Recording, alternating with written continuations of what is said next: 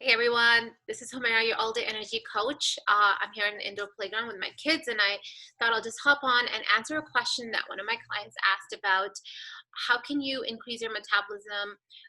And actually, that got me thinking is that we need to understand what metabolism is and why is it so important to boost or increase your metabolism. So, thanks so much, Ishpa, for that question. So let's get right into it. So, to simply put, the higher your metabolic rate is, the more calories you burn, hence the easier it is to lose weight and keep it off, right? So someone with a slow metabolism will gain more fat from eating less food in comparison to a person with a fast, healthy metabolism, a person who's active. So what our body does is when we don't exercise and we don't move around much, the body just begins to burn less calories. Um, and it slows down the metabolism. So it's extremely important to actually try and implement ways to boost our metabolism. So what are some of the things that affect our metabolism? Genetics, age, and these are the only two that are outside of our control, but everything else that affects our metabolism is within our control, such as your weight, diet, exercise, as well as your lifestyle, right? So again, as we age, we start to lose about 5 to 6 pounds of muscles every decade, starting in our 20s. So this means that you got to do something to maintain that muscle mass and even increase it, because if you don't do anything, you're losing it. Okay. So the first thing that we're going to focus on is pump it up. Okay. So what does that mean? To add strength training 2 to 3 times a week, and because that burns significantly more fat than those who only perform cardio exercises. Okay, the only way to increase lean muscle mass is to lift weights, and for every pound of lean muscle mass, your body burns an additional 14 calories a day. Whereas a pound of fat, it just burns 2 to 3 calories. So you can imagine that this small difference adds up over time.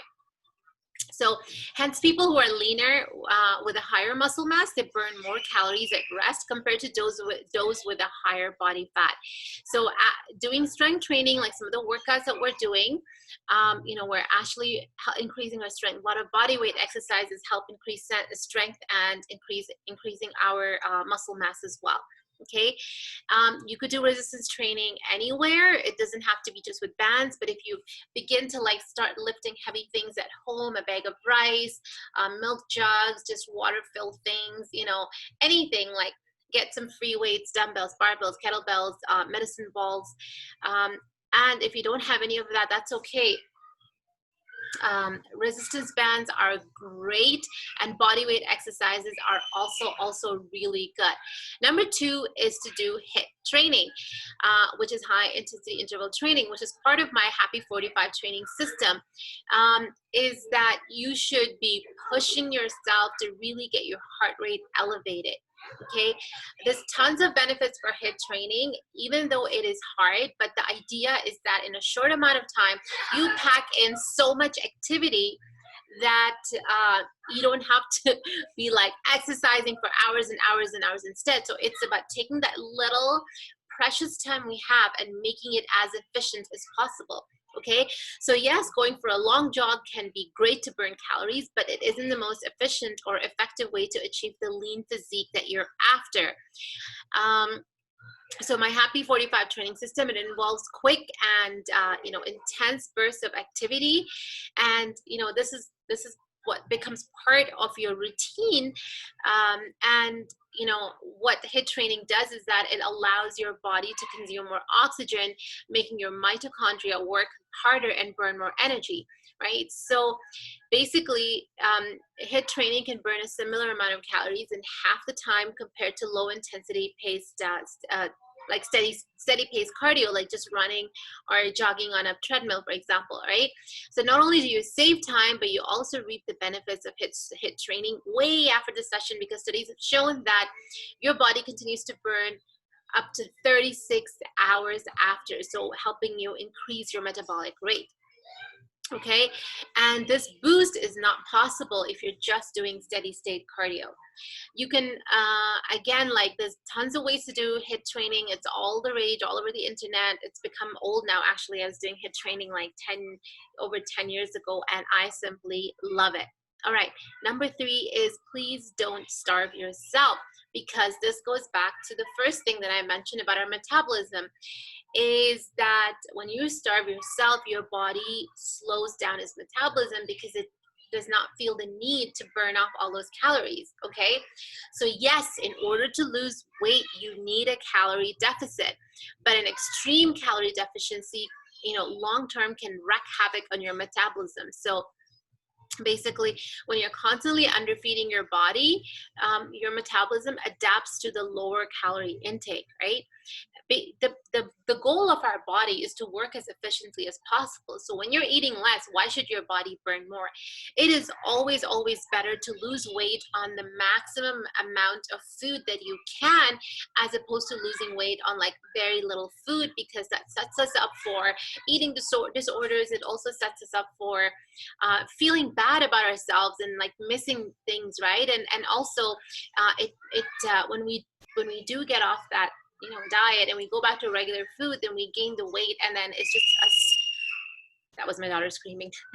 It's like a frustration cycle that goes over and over again. Okay, so avoid extreme diet. Instead, like, reduce your calorie intake to a healthy and realistic pace, and that's going to help you lose weight at the same time. Okay, so it's very easy to figure out how much you need to eat. I can help you calculate that, but basically you take your daily energy expenditure and you subtract like maybe 300 calories, which is very easy, and then you lose weight at a sustainable pace while you're enjoying all the food that you like. All you're doing is just eating a little bit less and increasing your activity. All right, number 4 is to power it up with protein. And that's something that I teach a lot, how exactly to increase your protein intake, how much protein to eat, what are some great choices for protein sources. So there's something called TEF, thermic effect of food. Basically, when we digest food, the body burns calories, right? Like, it has to go through the digestion process. So protein actually causes the largest rise in TEF, and because it is the hardest for the body to break down, like, it needs to do a lot more work. So it raises our metabolic rate by 15 to 30%, as compared to 5 to 10% for carbs and about 0 to 3% for fats. So therefore, consuming plenty of protein can make you burn an extra 150 to 200 calories a day. And plus, one of the things that I always experience is that I just cannot overeat if I'm eating protein. You get full so quickly. Okay, so if you look at the flip side, if you eat a large amount of carbohydrates without any protein, it will spike your blood sugar levels, only to have it crash 1 or 2 hours later, right? And this cycle wreaks havoc on our metabolism and leaves us fatigued and in a constant state of hunger. And I know I experience this all the time, is when I'm like on this carb train, I just can't get off it. I need more and more and more, and my body just doesn't get satisfied, right? So if I just say had bread and butter, or if I just had like some pasta with some veggies, and then after that, I don't know, just like in a series of things where I'm just eating carb heavy foods, I'm never satisfied. But you add some protein to it, and you slow down, and you eat based on the other habits that we're learning, right? Eating until you're 80% full, eating slowly and mindfully. It just sets your body up for a really, really good setup for losing weight, and not just losing weight, but actually feeling healthy inside and out. Okay, so you don't have to like basically turn into a carnivore and just eat protein. Basically, 30 to 35% of your total daily calories should come from protein. Okay, so just have protein with every single meal and you're good to go. And number 5 is to sip on coffee, right? Coffee is us, like everyone drinks coffee. So studies have shown that caffeine in coffee can boost your metabolism by 3 to 11%. So this is why if you look at fat burners, like these supplements that are designed to like burn fat, they all have caffeine in them. And this doesn't mean that you should be in a, okay, I'm gonna, yeah, say hi to the bunnies. All right, I'm just glad I found this room away from the music and away from all the chaos, but I do have some bunnies here. Okay, so where were we? We're talking about black coffee. So fat burners contain caffeine as their first ingredient. And again, don't turn yourself into a caffeine addict. Basically, what you can do is you can drink your coffee if you are in the habit of drinking coffee. I'm not a coffee drinker, but if you do drink coffee, and I don't want, if you're not drinking, I don't want you to start taking coffee, because if you have a good rhythm with sleep and stress and everything, don't add coffee to the mix. Okay, basically, so if you do drink coffee, just have your coffee a little bit before your workouts. Because you know, before exercise, it can improve your workout performance, it can speed up your metabolism and help you burn more fat efficiently, right? So a lot of people do that, is like they take their cup of coffee or their fat burner before their workouts. All right, number 6 is to move more. I should really be doing this standing, but I'm using my laptop, and it's funny to like walk around with it. But anyways, so yeah, but I'm, you know, using hand gestures, I'm burning calories, I'm fidgeting around, and fidgeting actually does burn, you know, it's a significant amount of burn when it comes to just sitting versus sitting and fidgeting. Okay, so move more. Exercising has tons of benefits, but I'm not even talking about exercise. I'm talking about switching from a sedentary life where you're sitting on your butt. Do you have a question? Hold on, I'm gonna pause. So to move more, so basically, if you're just sitting on your butt all day long and you're resistant to moving, you use your kids to get, you know, you send them to get things for you, you know, bulk your tasks together so that, you know, when you get up, then you do like everything in one go. If you are using these, or this is part of your daily routine, and you are resisting moving around too much, then yes, that absolutely needs to change. Your bodies, our bodies are designed to move, right? So don't just move only in that half an hour to 45 minutes that you're exercising. Move all day long, okay? Sitting too much is what's killing us. Like, it's even dubbed as, it's a disease, it's dubbed as the new smoking. Long periods of sitting burns fewer calories, and it can lead to weight gain and many other health issues. Okay, so again, an effective way to increase your metabolism with minimal effort is to stand up and move more. So for example, start standing up at work, right? So see if you can increase the height, maybe add a tray, table, or something, or a shelf to increase the height of your computer desk, of your computer on your desk. You know, doing more activities while you're standing. So resist the urge to sit. So every time you're like, basically you should only be sitting down to maybe like read or eat. Everything else could be done standing. Maybe some hobbies like arts and crafts or like sewing, but do it standing, okay? So move every hour, you know, go make a cup of tea for yourself, do simple stretches. I have shared lots of ideas before on my podcast, as well as on my Facebook page. If you want more ideas, I personally, one thing I really do is do like jump squats in the bathroom, or like jumping jacks. I'll do, you know, while I'm waiting for the microwave, I'll twirl around, do something or the other, okay? So all of these movements add up, and they definitely help it, you know, burn like a few extra couple of hundred calories a day the more active you are, and then that also boosts your metabolism. Okay, number 7 is to stay hydrated. We all know the importance of water. However, our body needs water to process the calories, right? So when we're dehydrated, then our metabolism also slows down. Okay, so the first thing in the morning, get up and drink your water. If you like it warm or with a squeeze of lemon, whatever it is, right? Like, make it easy for yourself to drink water. Have lots of soups. It is getting cold now, so healthy vegetable soups definitely, you know, add to your hydration as well. Eating tons of like fresh fruits and vegetables as well. Basically, use water to fill you up. right? The more you drink, the less food you'll eat. But also, initially, it's really hard because you feel like you're going to the bathroom a lot. But then over time, your body gets used to it and gets more efficient. I think I know that when I drink more, I do have to go to the bathroom a lot more. But you know what?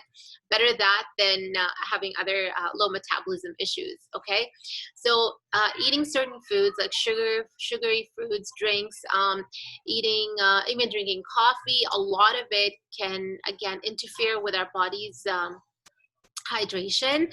So basically, our body also stores water for like it's for every gram of carbohydrate that you eat, your body stores 3 grams of carbs.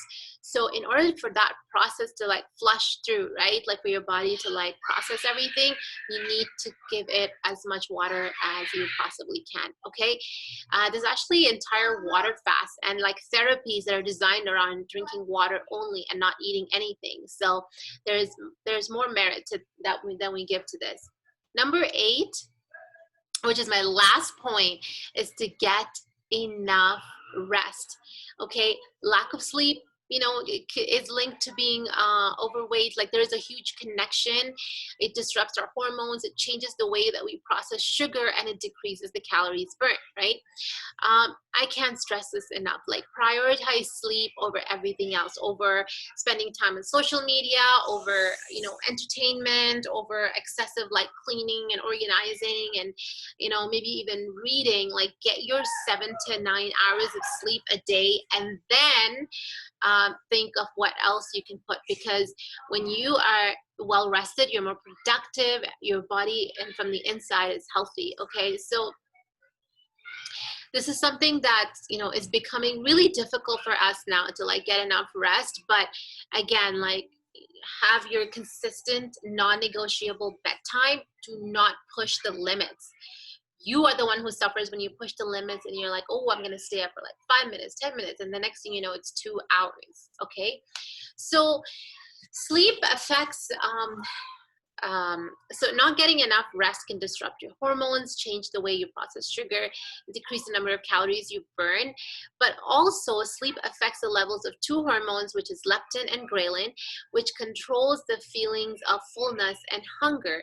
So leptin sends a signal to your brain that you've had enough to eat, and without enough sleep, your brain reduces leptin and raises ghrelin, which is an appetite stimulant, right? So hence, when you lack sleep, you'll also notice that you eat and you crave more. So in conclusion, I really hope that was helpful. Send me a message back if you benefited from this and what else you would like to hear and learn more about. You know, in conclusion, you are in control of your body's metabolic rate. Don't blame it on genetics or age, because making a lot of these lifestyle changes on a daily basis can boost your metabolism, and your body will thank you for it, and you'll thank yourself for it as well, right? A high metabolism can help with weight loss, maintaining a healthy weight for life, and most importantly, it gives you the energy to do the things you enjoy and truly live life. And you can eat the things you love, and you don't have to be constantly stressed out over counting calories or like, you know, skipping things because your metabolism is slow. So you really enjoy more when you have a high metabolism. So that was all from me. I hope you enjoyed it, and I'll talk to you soon. Bye-bye.